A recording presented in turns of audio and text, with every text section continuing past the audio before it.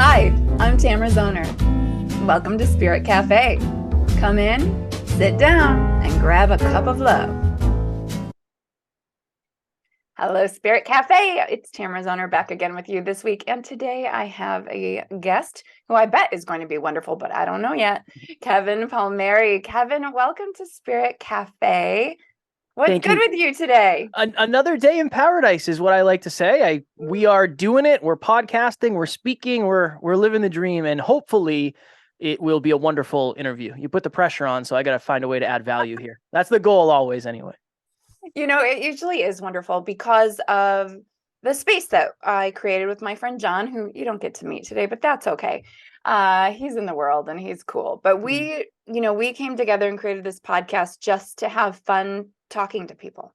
And that's what I get to do every week now. So only I get my guests all to myself, which I'm having a lot of fun with and didn't even realize how much I would love it. So why don't we start with you just giving us the snapshot of you and how you got to, well, what you're doing today and then how you got here. And I know a little bit of your story. I did some, YouTube stalking, but not a lot. So share who you are today from your heart. Yeah. So I always say that I am just a man who likes helping other people. I think at the crux of it, at the soul level, the spirit level, I just like helping people. And I've always liked helping people. I just never knew how. I didn't really have a vehicle. So now I am a podcaster who has a global top 100 show. We just crossed 700,000 downloads and we do an episode every single day. So we do 7 episodes a week and I literally get to podcast every day, which at one point for me was my dream. And now I quote unquote get to live my dreams. There are nightmares within the dream. It's not all perfect. So I always like to put that out there. And I think the shortest, most eloquent version of my story is I was raised by my mom and my grandmother. I didn't know my dad. I didn't meet my dad until I was 27. And obviously that impacted me in many different ways. Didn't go to college because I didn't know what I wanted to do with my life, Tamara, but I knew I didn't want to go to college. So I said, I'm going to go find some odd jobs and see what happens. I ended up finding quote unquote financial success in my mid 20s. And a year later, after finding that financial success, I was sitting on the edge of a bed debating suicide. And I left my job shortly thereafter and went all in on what we're doing today. And it has been a challenging journey to say the least, but I am the most fulfilled I've ever been. And I think when we talk about success, there are many different unique measurements for each of us, but I think fulfillment is a great measurement to look at. And that's what I baseline today. I love that. Thank you. That was like the most beautiful in a nutshell. I appreciate it. I appreciate it. Yeah, really good. And that's a lot crammed into, Yes. a minute. Because we don't get to the, that moment on the edge of the bed contemplating ending our lives without a lot happening before. So, and now being fulfilled, which I just want to highlight to anybody listening that that is possible, right? I saw a question in your profile that you're always ready to answer. And I want to just jump right to that because I talk about this a lot in what I teach, which is skills of happiness. Mm. And on the show with people, because I'm so often speaking to people who have been through a struggle and now they're out on the other side. And like you and like me, they're wanting to inspire people with their journey. And so, can someone really succeed without struggle? So I've changed, I've kind of refocused my answer to this, and this is my new answer. I believe that your struggle is directly correlated with the size of goals that you have. Mm. The reason I say that is because if I'm telling you you're going to struggle, it's a spectrum. So this is always my frame. Tamara will most likely struggle less with her podcast than I will with mine because my goals are to have the most successful podcast ever of all time in the self-improvement industry. What is that going to take? I don't know. I didn't know what it was going to take up to this point. If Tamara's goal is to have great conversations with great people, impact people, have people think differently, but she's not really focused on making it a business in the next 25 years or changing the world at a large scale, right? You're already changing the world in your own unique way. you most likely will have less struggle than I will. Now, this is the problem. Circumstantially, we are all going to have various struggles, right? So I had somebody ask me recently, do you believe anybody can accomplish their goals? And I said, goals and dreams. And I said, honestly, at one point, I was somebody who was just super optimistic. But I also think I was a little bit ignorant to the fact that there are people on this planet who don't have access to a cell phone like I do. Mm-hmm. So them accomplishing their goals is going to be much more challenging, and there will be more struggle based on from where they're starting. So I think that struggle is necessary. And I think that struggle builds character if you do it in a constructive way. And I think that there's something about struggling that helps you feel fulfilled. A good workout is a hard workout, right? Nobody did an easy workout and said that was a really productive workout. That's just not usually how it goes. So I think struggle is necessary, and it's something that you can make positive. It doesn't have to be necessarily a negative thing. And I think that's an important mindset shift as well. I do too. I heard you say on the brief interview I watched with you, I think it was with your co-host, where you guys said something about growing through things. And I thought, aha, this is the phrase that I love. You can go through it or you can grow through it. Yeah. And it's all a matter of perspective and how you're looking at it. And yeah, life happens. And we don't want to bypass the emotional experience, because that removes the learning and the growth, and most often you're just lying to yourself. But we also want to make sure, if we're growth oriented people, that we have that knowledge that this is for us, and we're going to be even better on the other side of it, no matter how hard it is. So how did you get to that belief? So clearly you had a struggle. You're on the edge of the bed thinking, maybe this is it. Like all the struggle goes away if I do. And what happened for you? How did it shift? I messaged somebody that I trusted.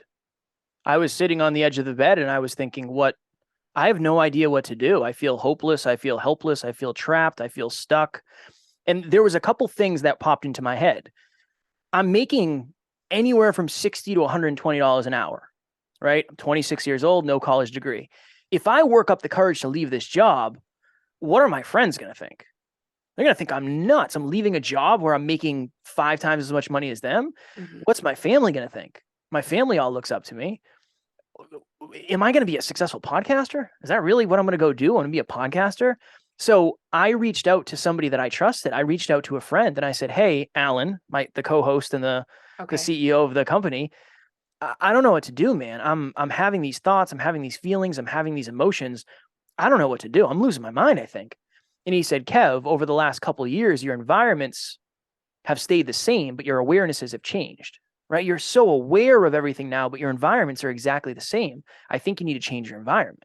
So what I did was and this is a dangerous game, I was looking for permission to make a different decision. Mm-hmm. Alan gave me that. And I always say, imagine if I reached out to somebody who had a very fixed mindset. They might have said, Kev, nobody really likes their job. Like, you're not supposed to like your job. You're supposed to pay the bills, or just give it the weekend. Maybe next week you'll feel better. Those are 2 different lives. That's 2 different pieces of advice. And that's 2 different levels of intentionality. So I asked for help. That's what I did in a nutshell. And that allowed me to at least see possibility. I think that when we're struggling, one of the reasons we're struggling is we believe where we are today is where we are forever. Mm-hmm. And somebody gave me permission to look beyond where I was that day and make a different decision, which in retrospect was the best decision ever. That's a really key point when we are in deep struggle, knowing who to reach out to. Yeah. I mean, when you're on the edge, reaching out to anybody is a good thing. And it's even more important to know who you can trust with the bare nakedness of your soul, and who will provide you guidance that helps you tap into what you truly want and give you that permission, instead of, like you said, someone else who might just say, well, get over it, Kevin. You'll be fine tomorrow.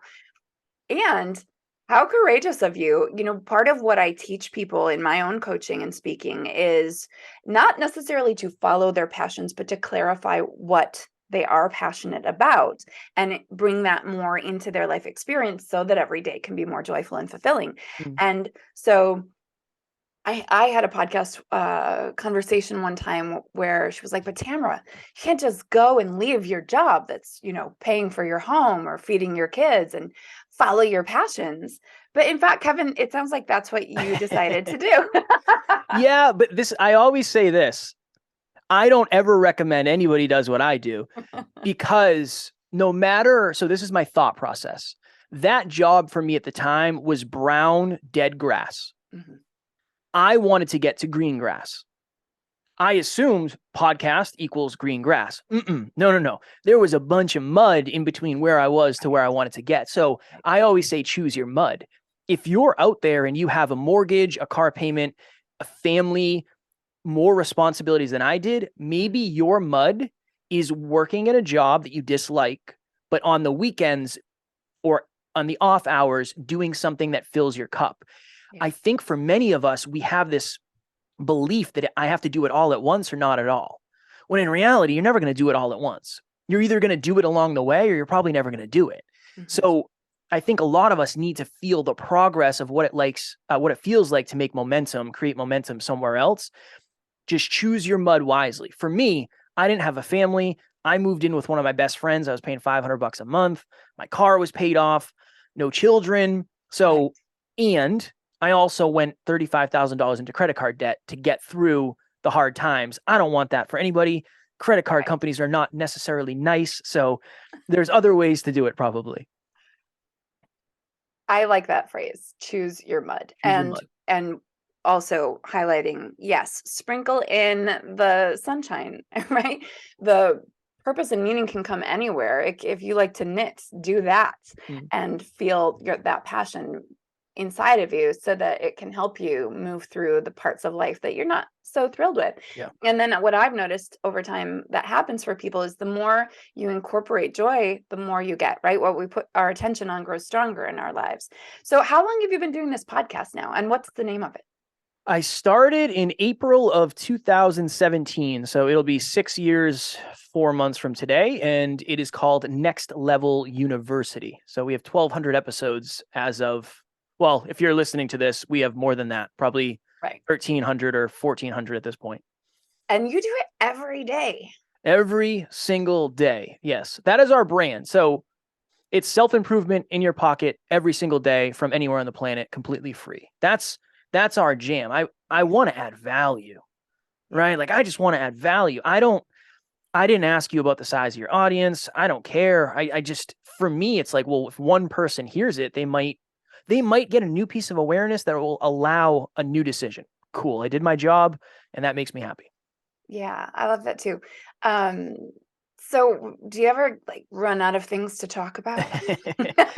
Yeah, for sure. It's, for me, I try to understand that the audience is who I was probably a couple of years ago.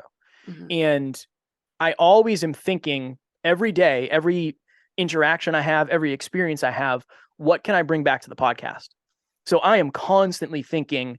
So my wife and I are going, and again, we're recording this earlier. We're going to a trivia night for a Christmas movie. Okay. And I'm literally going to be there thinking about what story can I take from this to bring back to the podcast that will add value to our audience. Because you can teach a billion different lessons, but if you don't have a story, that's really what helps the lesson land for people. So I definitely run out of things to talk about, but I think it stretches me. It's really stretched me to figure out, okay, who is our audience? What do they need? How can we serve them better? It always keeps me on my toes, which is a good thing. Mm-hmm. Do you feel like in your brain you're always working though? Because Yes. I was just having this conversation, okay, so for those listening in March, it's December for us and it's just approaching the Christmas holiday and my birthday is the same week. Nice. So I always take that week off between Christmas and my birthday and go away with my girlfriend whose birthday is a few days before mine. And I just had this thought yesterday or the day before, 3 days off. What am I going to do? Because in my brain, I'm always crafting a story. I'm always thinking, okay, how can I use and share this experience for my audience, my clients, my followers.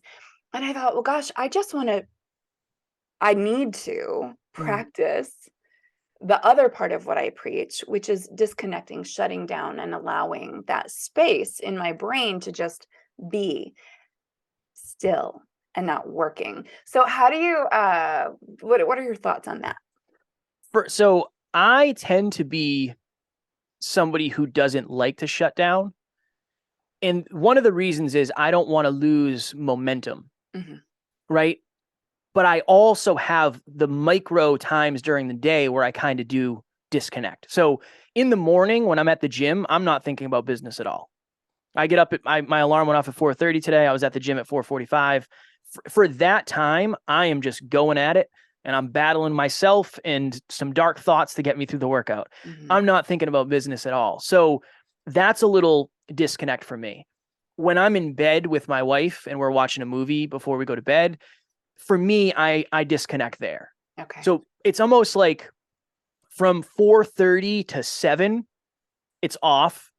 From 7 to 7, it's on. And then from 7 to 9, it's kind of off again. Okay. Yeah. Okay. Okay. And how long have you been doing this? Like how long have you been going with that kind of constant momentum rolling?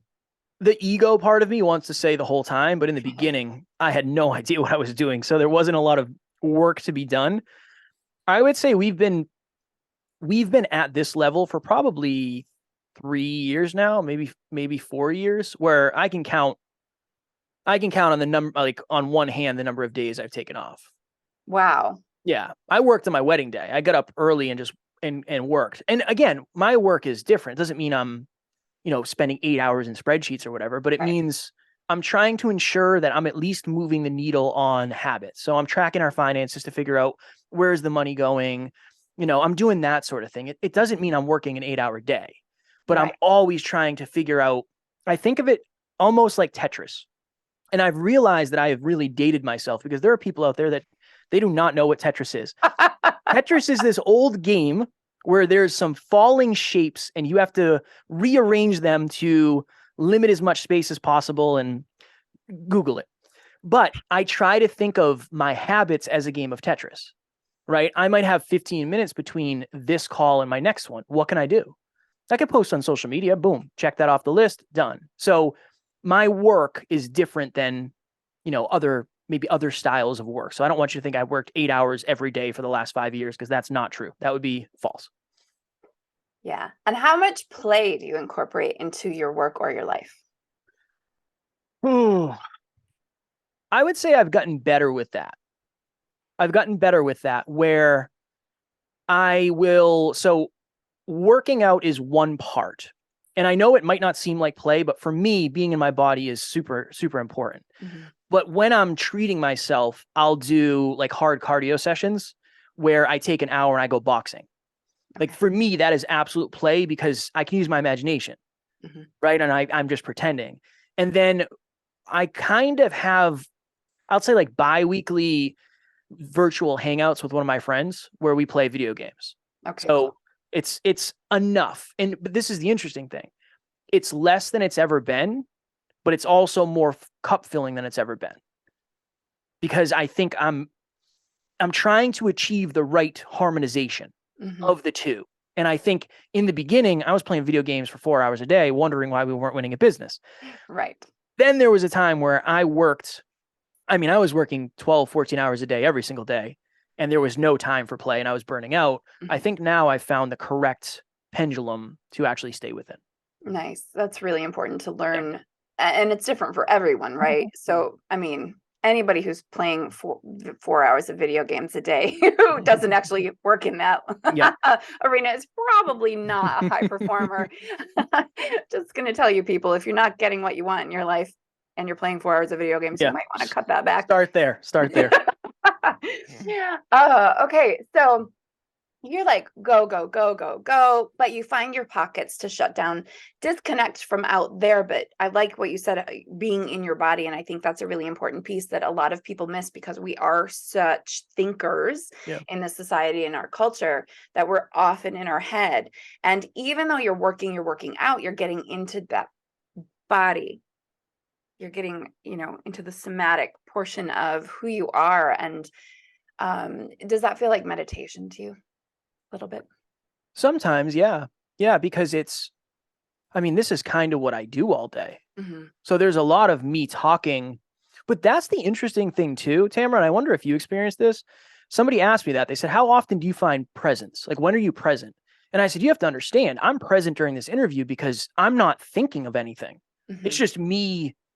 This is coming through me. This is coming from me. I'm not really thinking about it. Yeah. I find that I am really present when I am performing, because there is nothing else. I'm not thinking about dinner. I'm not thinking about the bills. I'm thinking about this conversation with you and I. So I find presence in what I do, which I never expected. But I do also find it when it comes to fitness, because there is nothing, the weight doesn't care. It Right. just doesn't care whether you're having a good day or a bad day. You have to move the weight or the weight will hurt you. And there is a level of, I am here with this right now, and there's very little else that matters. So I do think I have it at a fairly high level based on what I'm actually doing, which I'm very grateful for. Yeah, I totally identify with that, because I find that I'm most present at 2 points in my day. One, when I'm interacting one-on-one with someone, especially in the podcast arena, or with a client, but because I'm totally focused on you in this conversation and deeply actively listening, Mm. so that I can stay curious and ask questions that I want to know the answers to. And then I also exercise almost every day. I like to say every day is 5 or 6 days a week. And in yoga, that's when I'm most present, especially during a deep stretch or a long hold or a pose that's harder than others, because my brain can only go toward my body Mm. and the sensation that I'm experiencing. Whereas when I'm riding my bike, which I do a lot, my brain goes everywhere. Mm. But if I'm doing yoga, it's a very focused, present activity. And it's one of the reasons I love it so much. Mm. Um, so that brings us to self-awareness, which you're quite aware of where you've been, how you've gotten here, and what role does it play in your life now and what you teach in your work? Yeah, it's very interesting because I think I've always been pretty self-aware. I just didn't know it, because how would you really? You Mhm. don't really know what you know until you understand what you don't. So in my day to day, I think it's really allowed me to have a very accurate perspective of human beings and myself. And all I mean by that is, what used to trigger me. So if I was doing an interview with somebody and they were quote unquote more confident than my old pattern would be, they're arrogant, I shell up, I feel bad about myself. What does this mean about them? Now it's very much the opposite of, oh wow, this person's a really confident human being. Stay centered. You do not have to match their intensity. You just stay yourself, be who you are, be what got you here. That has really, really, really helped me. And that's really allowed me to start at a level, just a baseline level with a client, and then say, okay, what's under that though? Because that's what you see, but that's not necessarily what's creating it. It's not the root of the plant. Right? That's not the root of the problem. That's just something else. When you understand yourself at a very deep level, it allows you to help other people discover themselves at a deeper level. Because if we're only going 3 levels deep and I've gone 10 levels, I know there's more under there. And I'm most likely more comfortable helping you explore them because I've already been there. So I know what's there for me at least. So yeah, I would say it's helped me in many ways. I think the other thing too, it's really helped me have empathy Mhm. for other human beings, because learning about yourself is a challenge. It's painful. There's a lot of stuff in there. And that's why I think the inner work is so important and so hard. And I think it's helped me empathize with that. It's everybody grows at a different rate. Everybody learns and unlearns at a different rate. Honestly, that's probably for the best, because not everybody should have the drastic realization of their truth all at once. I mean, that is a heavy, heavy mirror to look in. Right. And I think that it's really important, to have the contrast in life. And I look at it from a spiritual perspective where some people are not meant to be in a pattern of personal development and growth. Some people, and this is my spiritual perspective, chose to come here to be static for us, right? For us. So if I have this one person in my life, and longtime listeners know who I'm referring to, who really doesn't change, no matter what, bygones. I'll stay focused. They're always the same. They show up the same. There's no growth. There's no empathy. There's no compassion. I can count on that from that one person. Where I used to be was upset with that, angry. Like, why won't they listen? Why won't they change? I'm a good influence, but not on them. What I've learned is that's a gift to me because they're my mirror of my own growth. Right? That doesn't upset me anymore. Now I say, thank you. Thank you for being that static point that I can look at to see how far I've come. And to have the empathy and compassion for people in the world saying they are where they're supposed to be. They are right where they're supposed to be. They don't have to do what I do. Continually grow, continually evolve, continually deepen my empathy or my meditation practice or my yoga practice or, get in better shape. They can just be them. And that's a real gift, allowing people to just be who they are. Yeah. Have you found that in your own journey, that it's easier, the more self-aware you become, to not be upset when other people don't do what you do? I expect nobody to do what I do at this point. And again, but for me, I don't know if I had connected it at a spiritual level. I think for me, it's like, if you don't want what I want out of life, why would you ever do what I do? It would be very illogical for anybody else to do exactly what I do unless they want the results that I want, because that's the reason I'm doing what I'm doing. Right. Right. So not everything, most of the things I do are reverse engineered based on who must I become in order to accomplish the goal. That's why we do the things that we do the things the way that we do them. One of the other things I've understood, and you just spoke to this, self-improvement is contextual and it's on a spectrum. For me, reading a book a month might be really good. For somebody else, meditating once every 20 days might be improving self. So that's a whole nother conversation. Is the odds of somebody growing at the same rate as you it's almost impossible. It just doesn't work that way. The odds of somebody growing faster than you, maybe if you're the fast grower, maybe that's small, but people might grow. It might just be at a very small rate or a very slow rate compared to you. And to your point, you can't attach your value, your self-worth, your ability to impact on that, because some people just aren't meant to grow at the rate that you are. Yeah. And we're all having our own experience. Oh, yeah. And I think that the more we accept that everybody's where they're supposed to be right now, the easier it gets for all of us, because we can wish so much for people in our lives to change. And I hear this from clients all the time. Oh, if they were different, they'd be different, but you'd be the same. So why don't we work on you instead? Yeah. So you talked about confidence, and I appreciated the honesty. I used to think, oh, they're cocky, or they're, they have an ego.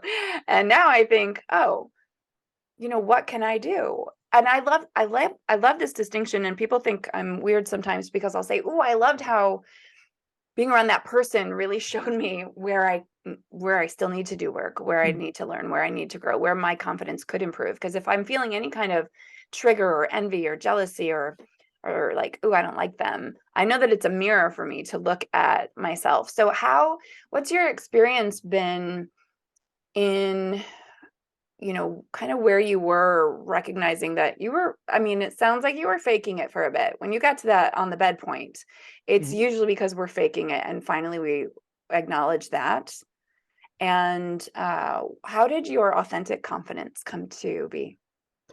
Just micro stretches. So I used to think you either were confident or you weren't. Mm. And that was it. It was just like, Tamara is confident. Kevin is not. It's like, all right, that's probably, there's got to be more to it than that, right? So when I started to realize I lacked confidence, quote unquote, I started to figure out, and I literally would keep track of this. This was one of my early habits. I called it fear chasing. What did I do to fear chase? What did I do to get outside of my current comfort zone? Thus proving to myself that whatever is outside beyond that fence is not necessarily a bad thing. What I did was I figured out what scared me, and then I did the next available action, not a giant action, right? If you're afraid of heights, you probably shouldn't go skydiving or bungee jumping. Maybe you should get on top of a 5-foot ladder and then a 7-foot ladder and then a 10-foot ladder. I think a lot of us overcomplicate that and we say, well, you know what? I'm afraid of heights. I got to do the most scary thing. No. You have to do the least scary thing next and then rinse and repeat that forever. Really, that's what I did. And I like saying this because I don't think anybody would ever guess it. Yes, I'm a podcaster. I still get scared before I do certain podcasts, even though I've done it between our show and other shows. I've done probably 1,600 episodes. Mm-hmm. The reason I am more confident podcasting than anywhere else is because I have more reps. Mm-hmm. I've made more mistakes. I've had more micro stretches when it comes to podcasting. I think that is the answer. The problem is a lot of us are trying to learn confidence, right? Mm-hmm. I'm going to watch a motivational video. It's going to make me confident. No, it's going to give you the motive for action. That's what motivation is, the motive for action. You can be inspired, but that's not going to make you confident. Mm-hmm. At some point, you have to get in the pool and realize, oh, I can actually swim in this pool. What's the next pool? And then when you raise your competence, I think that you start to level up your confidence at the same time. And that's really, I mean, I've helped so many people just do small things.